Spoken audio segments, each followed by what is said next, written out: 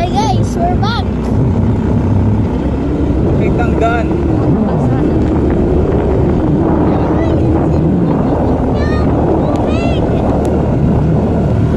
Dili na ito yung sa tubig. Lumangoy na ito yan. Tuwangoy na nga ito dagat.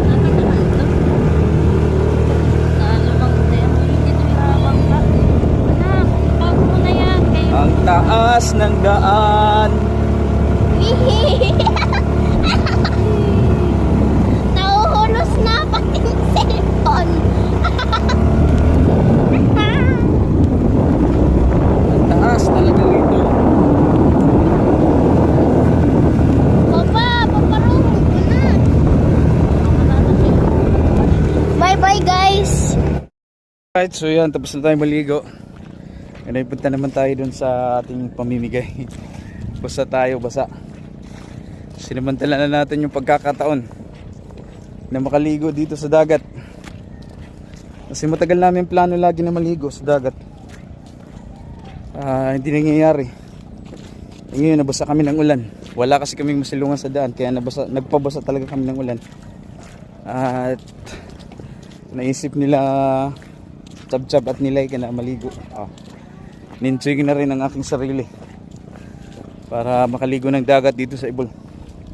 Iba palang dagat nila dito, masyadong maalat. Ay, masyadong maalat. Maalat naman lahat ng dagat.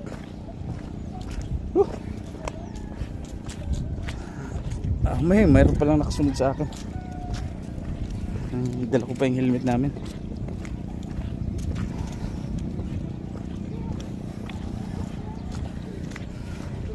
So, papatayin ko muna ang aking camera at ayoko nang tinitingnan ako ng maraming tao kasi mauso kasi yung mga vlogger din, kaya ang tao pag nakita may dalang camera iba na ang kanilang kaisipan. Alright, so yun lang, maraming salamat. Sige, sabay-sabay. Sabay-sabay.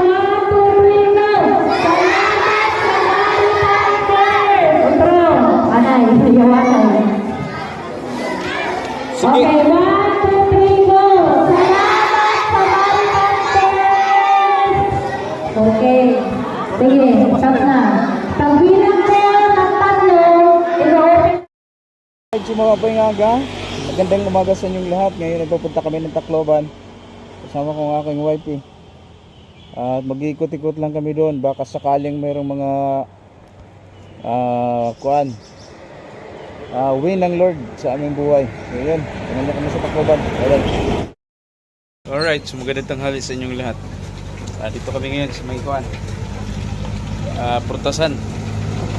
Dahil naulanan kami. Tasana kami ng Tacloban. Yan, nakamotor lang kami kaya magpapatila muna ng ulan. At yung motor namin nasa kabila. Ulan yun dito. Kakain muna kami. Kararating lang. Kanina pa pala kami. Katatapos lang ng aming mga transaksyon. Pahinga muna kami.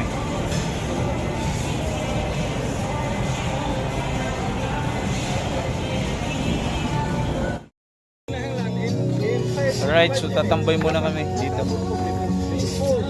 Ayan.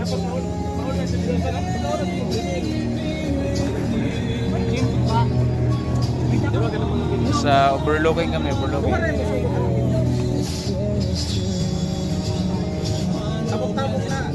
Pauwi pa lang kami ng Tatbalogan. Medyo malayo pa. Ang daming uuwian.